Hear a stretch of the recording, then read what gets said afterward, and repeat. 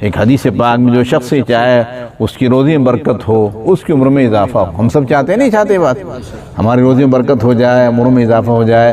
اس کو چاہے کہ اپنی رشتہ داریوں کو جوڑ کر چلے. ہو جو شخص چاہے روزی میں برکت ہو اور اس کی عمر میں اضافہ ہو، اس کو چاہے کہ اپنی رشتہ داریوں کو جوڑ کر چلے.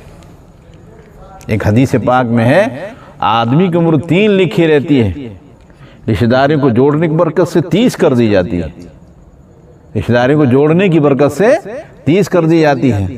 اور بعض لوگوں کی عمریں 30 لکھی رہتی ہیں، رشتہ داریوں کو توڑنے کی وجہ سے 3 کر دی جاتی ہے. اللہ ہماری حفاظت فرمائے. تو بنیں گے انشاءاللہ جوڑنے والے. جن کا کسی نا اتفاقی چل رہی ہو اس کو اتفاق سے رہنے کی کوشش کریں. تیسری بات جو ذکر کی فاسقین کی صفت میں، زمین میں فساد مچاتے ہیں. کام کیا ہے لوگوں کا؟ زمین میں فساد مچاتے ہیں.